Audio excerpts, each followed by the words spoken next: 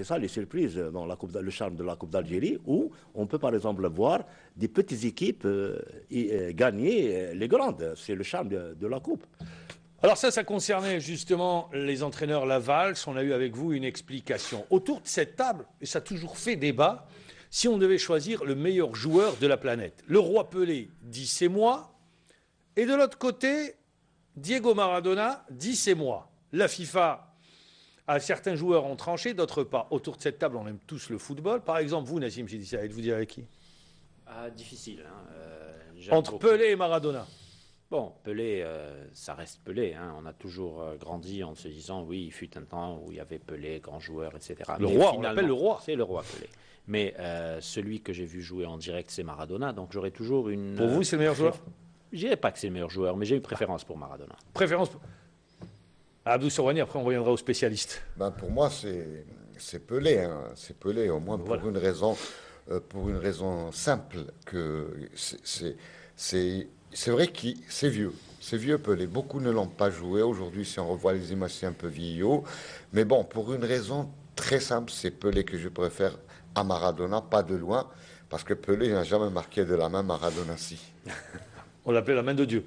Et Chaban Mersran, lui, qui fait partie de la même génération, qui a vu Pelé, qui fait partie de la même génération que Diego.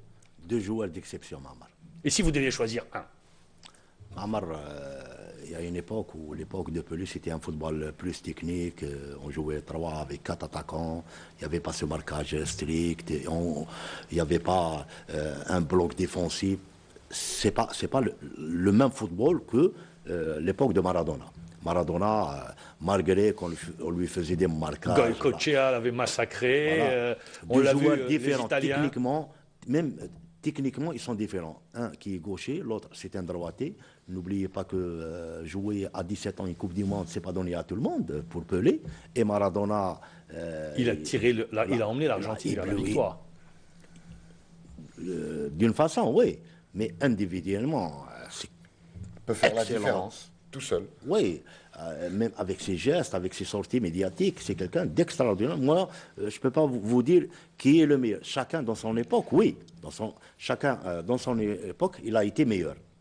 Et encore, même dans l'époque de Pelé, on parlait plus et beaucoup de Garrincha, qui faisait des merveilles. Garrincha, c'était juste avant. Juste avant, parce qu'il n'était pas en 70, Garrincha. Oui, mais on parle d'époque, maman. Ouais. Je ne sais pas qu'ils ont joué ensemble, mais on parle d'époque. Qu'est-ce qu'il faisait, Garrincha? Maintenant, on ne retrouve pas rarement des joueurs doués techniquement, de bons dribbleurs. J'ai dit rarement, je n'ai pas dit qu'on ne trouve pas. J'ai dit rarement. Il y en a deux, Ronaldo, Messi, et quelques-uns. Mais à l'époque, il y avait un football très technique, très offensif, on marquait beaucoup de buts. Maintenant, ça change. Pourquoi j'ai parlé de Pelé et de Maradona? Parce qu'il fallait choisir. Pelé est venu en Algérie, mais ça remonte à l'époque où il était footballeur, en 1965. Il était venu à Alger, il avait joué à Oran, rappelons-le. C'était Brésil-Algérie. Et Maradona, lui, il n'est pas venu en tant que footballeur en Algérie, mais il est depuis hier à Alger pour une opération médiatique avec un opérateur de téléphonie mobile. Et ça a été, il faut dire, l'effervescence à Alger en apprenant que Diego était là. Donc, il ne laisse pas indifférent Diego, là où il passe.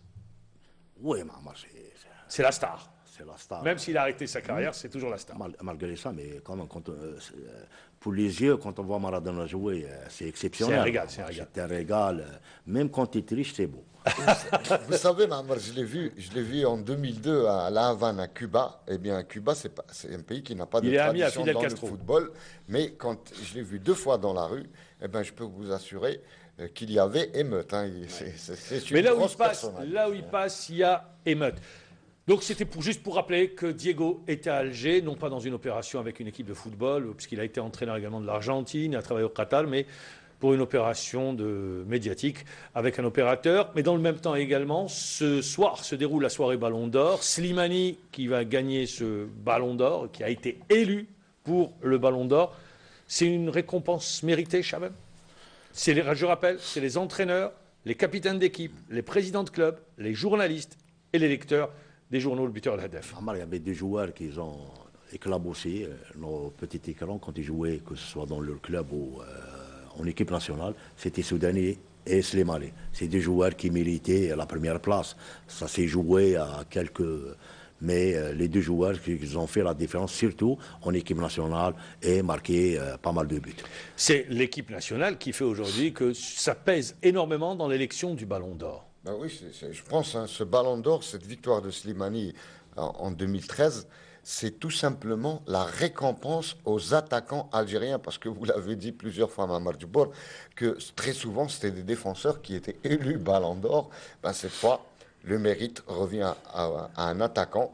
Et de Slimani et Soudani, franchement, c'est difficile de séparer les deux. C'est Slimani, de toute façon, il faut qu'il y en ait un, et c'est Slimani qui a été élu Ballon d'Or. Ça récompense, ça fait longtemps qu'un footballeur issu du championnat local, bon, même si Slimani, depuis cette saison, n'y est plus, vient d'être récompensé, élu, va être élu pour le Ballon d'Or. C'est pour ça, moi, je suis porté pour une autre manière de faire les choses, pour pouvoir récompenser les joueurs qui jouent dans le championnat local algérien, là, pour propulser d'autres joueurs, Mahamar, et faire un autre Ballon d'Or pour tous les joueurs dans tous les championnats. Mais il faut d'abord privilégier ceux qui jouent dans notre championnat pour pouvoir propulser le football. Ça booste. Monsieur Sidi Saïd, vous arrivez à vivre à l'ombre du football? Oui, bien entendu. D'abord parce que je n'ai pas de complexe par rapport au fait que le football soit le sport roi, au contraire. C'est un sport qui mobilise, c'est un sport légendaire, un phénomène de société partout dans le monde. Je crois que même dans les pays où le football n'est pas développé, ou du moins n'est pas le sport principal, je parle notamment des États-Unis, ils savent exactement le poids du football. Il n'y a pas de souci par rapport à ça. Moi, je considère qu'il y a une place pour tout. Et juste pour rebondir sur ça, c'est vrai que maintenant, on a des joueurs en équipe nationale qui sont issus du cru. Je ne pense pas que ce soit indépendant du fait qu'il y a 4 ans, nous étions en Coupe du Monde et que la qualification a été un phénomène de société. En d'autres termes, des réussites ponctuelles comme ça peuvent susciter des vocations et peuvent motiver les gens. Et pour revenir justement au sport mécanique, on a tendance à dire est-ce qu'il y a des débouchés? Vous savez, en Espagne, ça a explosé quand Alonso est devenu pilote de Formule 1 et champion du monde. Si jamais on arrive à placer 1 ou 2 Algériens en sport automobile ou même en moto, puisqu'il y a un excellent pilote algérien actuellement qui On salue d'ailleurs, c'est le fils de, vous nous disiez tout à l'heure, c'est le fils de Bentarki. Exact, Walid Bentarki, qui est un excellent pilote et qui est très prometteur, jeune et qui gagne dans des championnats de haut niveau. Donc, s'il y en a un qui est réussi, ça va susciter des vocations et puis ça finit par faire boule de neige. Et il ne faut jamais négliger le moindre petit facteur, le moindre petit paramètre qui peut permettre de faire avancer le schmilblick. C'est comme ça que ça fonctionne aussi dans le sport. Alors, il y a une discipline où l'Algérie brille, on va terminer, c'est sur ça qu'on va terminer l'émission, c'est l'athlétisme. On ne va pas parler ni de meeting, ni de record, mais de cross, avec la 3e manche qui s'est déroulée à Borj Bouararich. Et Borj, rappelons, c'est un bastion du cross, c'est un bastion de l'athlétisme, c'est un pôle de développement. Nouvelle fois, gros succès populaire, après Djelfa et Batna. Absolument, Mamar Djibour, bien ça va crescendo, hein, la participation, les enfants sont décompressent après les examens de fin de trimestre. Ils étaient exactement 239 filles présentes et 52 clubs, 17 ligues. Il y avait un spectateur de marque, c'est Taoufir Makhloufi qui est venu féliciter les athlètes et il a fait le parcours. Alors, à l'occasion de ce cross le Moqarani de Borj Bouararich, eh bien, Aït Salem Souad est celle qui émerge du lot. Souad Aït Salem remporte sa 3e victoire au challenge national à Borj Bouararich. Elle a déroulé, elle a fait son cavalier seul. Il y avait par contre de la bagarre en senior garçon, entre guillemets. C'est Dali Ahmed qui a réussi à s'imposer. Il est de la sélection nationale militaire devant Khoudir Agoun du RB Soukhltine. Khoudir Agoun qui avait remporté la première étape à Djelfa il y a 2 semaines. Boulakdami Youssef du Shabab Nessira-Nounou, un nom à retenir aussi en junior. Lui, il s'est imposé devant un trio du Krom Shlef, Seliman Ahmed, Zourgan Houssine et El Hamashi Nabil. Tous 3 sont de ce petit village en lisière donc de la ville de Chlef, qui est Ouled Mohamed. Ouled Mohamed est un club qui continue à produire. C'est super. Avec ce qu'on a vu à Borj Bouararich, eh bien, le demi-fond a encore bien de l'avenir et il y a du talent. En junior fille, Chenna Harima,